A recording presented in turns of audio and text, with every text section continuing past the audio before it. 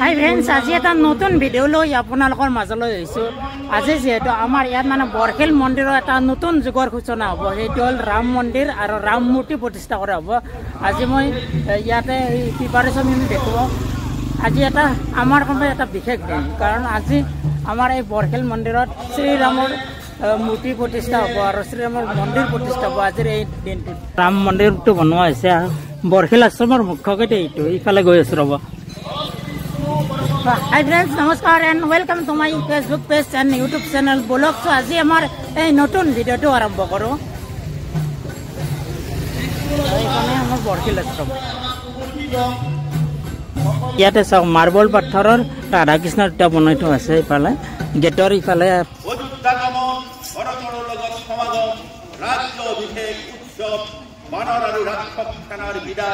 নিজৰ ৰাজ্য পালন আৰু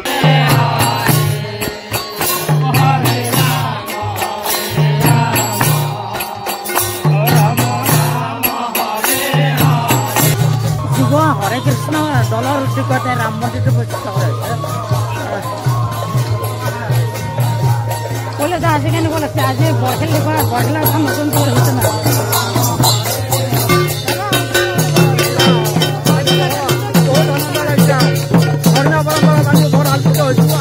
পূজা চলি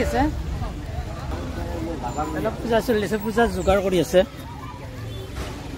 অলপ পিছতে পূজা আৰম্ভ হৈ যাব।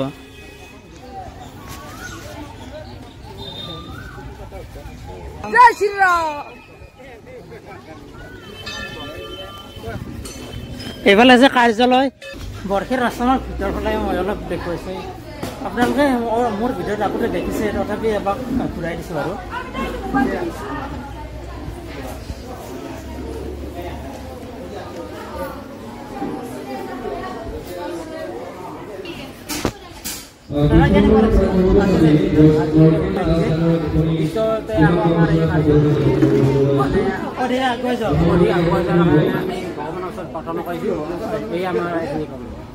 এইফালে বিশেষকৈ সাংস্কৃতিক সন্ধিয়াৰ অনুষ্ঠান হ'ব। ইয়াতে লোকগীত চলিব, লোকগীত, টোকাৰী গীত,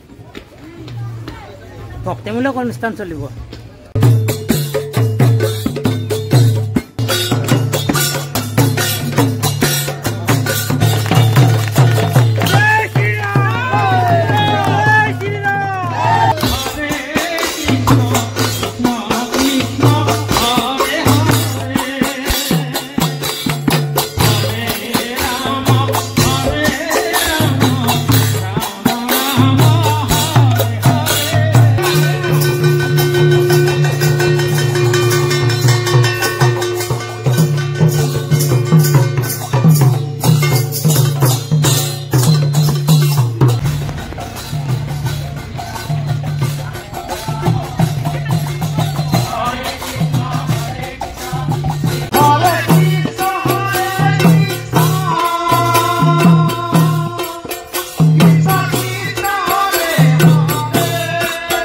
আৰু যিহেতু আজি এটা পবিত্ৰ দিনৰ সূচনা হৈ গ'ল, বৰগাঁওবাসী আজিৰ পৰা এটা নতুন যুগ বা নতুন দিন পালে, আপোনাৰ অনুভৱ কেনেকুৱা দাদা?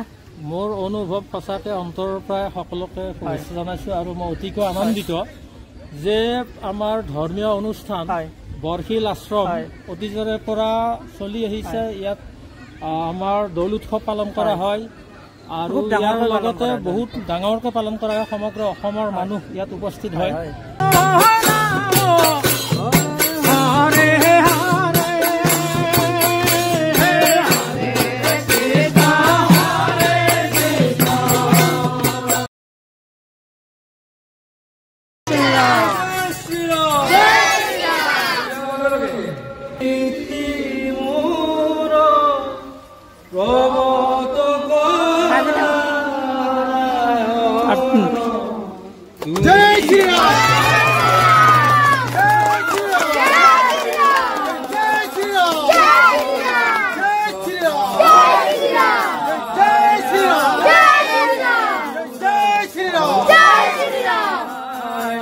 শ্ৰীকৃষ্ণই আমাক আদৰ্শ দেখুৱাইছে, সেই আদৰ্শ আমি সদায় শিৰোধাৰ্য কৰিম আৰু আমি সদায় মৃত্যু পৰ্যন্ত আমি এইটো পালন কৰিম। এইটো আমাৰ সনাতনৰ বৈশিষ্ট্য আৰু আমাৰ ধৰ্ম। সেইকাৰণে আমি আমাৰ যি ভক্তি আন্দোলন আজিৰ পৰা ইয়াতে নতুনকৈ আৰম্ভ হৈছে কথা আৰু এইবিলাক কথা ক'লে অকণমান বিতৰ্ক হয় কিন্তু বিতৰ্ক হ'লে জানিবলগীয়া কথা শক্তি আমি যদি ৰামক পূজা কৰোঁ তেতিয়াহ'লে তাৰাক পূজা কৰা হ'ব বিষ্ণুক পূজা কৰা হয় আমি যদি শ্ৰীকৃষ্ণক পূজা কৰোঁ আমি কালীক পূজা কৰা হয় আমি বিষ্ণুক পূজা কৰা হয় আৰু যিটো আমাৰ আদ্য শক্তি আৰু এই আদ্য শক্তিৰ আচল কেন্দ্ৰস্থল গোটেই পৃথিৱীৰ ভিতৰত আচল কেন্দ্ৰস্থলটো হ'ল অসম আমাৰ আপাৰ আছাম শিৱসাগৰ ডিষ্ট্ৰিক্ট তেওঁ আদ্য শক্তি যিটো শক্তি বিষ্ণু ব্ৰহ্মা বিষ্ণু মহেশ্বৰ তেওঁলোকৰ যি দায়িত্ব কোনে পালন কৰিব কোনে সংহাৰ কৰিব কোনে সৃষ্টি কৰিব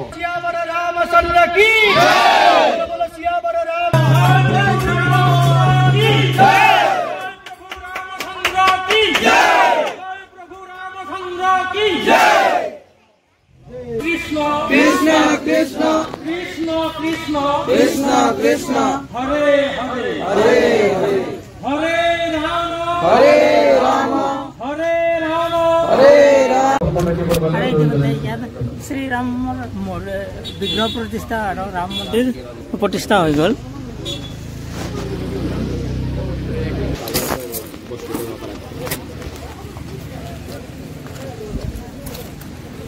আমাৰ বৰশিল আশ্ৰমত যিহেতু ৰামৰ বিগ্ৰহ প্ৰতিষ্ঠা শ্ৰীৰামৰ আৰু ৰাম মন্দিৰ প্ৰতিষ্ঠা হৈ গ'ল তাৰা কেনেকুৱা নহ'ব এতিয়া বৰ্তমানলৈকেতো আমাৰ খুবেই ভালে লাগি আছে আৰু মানে আমাৰ গাঁৱৰ বৰ্তমান আমাৰ 600 গাঁৱৰ মানে গিৰি লগ লাগি আমাৰ ইয়াতে বহুত জনবসতি গাঁও বৰগাঁৱত মোটামুটি আমাৰ 2000ৰ ওপৰত মানে মানুহ আছে আমাৰ সম্পূৰ্ণ হিন্দু ধৰ্মাৱলী গোটেইখিনি মানুহ যদি মই ৰাম মূৰ্তিটো মাৰ্বল পাথৰ হয় এইটো 4.5 ফুট আছে আৰু ইয়াত ক'ৰ পৰা আনিছে এইটো আমি ৰাজস্থানৰ পৰা আনি আমি অন্নপূৰ্ণাত বুকিং কৰিছোঁ কিন্তু বস্তুটো ৰাজস্থানৰ পৰা আহিছে আৰু পইচাটো কিমান কৈছে পইচাটো 1,51,500 টকা কৈছে আৰু ৰাজস্থানৰ পৰা আহি আমাৰ ইয়াতে বৰগাঁও পাই গৈছে তাতে কিন্তু আমাৰ এক্সট্ৰা খৰচা আৰু অলপ হৈছে আনাৰ কাৰণে সেইটো বাৰু বেলেগ আৰু সেইটো হিচাপত হয় নাই শ্ৰীৰামে যিমান দূৰ ঘূৰি ঘূৰি আহিছে আমি চাগে ইমান দূৰ ঘূৰি ঘূৰি অহা নাই চাগে সেইটো হৈ গৈছে বহুত ভাল লাগছে আজিৰ এই দিনটো তাৰা কেনেকুৱা লাগছে বহুত ভাল লাগিছে আজি আমাৰ মূলত সমগ্ৰ সমষ্টি বুলি ক'লে সমগ্ৰ সমষ্টিৰ ভিতৰত আমাৰ এইটোৱেই প্ৰথম ৰাম মন্দিৰ আমাৰ বৰগাঁও ৰাইজে এইটো মানে স্থাপন কৰিছে ভাল কথা সকলোৰে ভাল লাগিব বেছি নকওঁ আৰু এইখিনিয়ে আটাইলৈ থেংক ইউ ধন্যবাদ থাকিল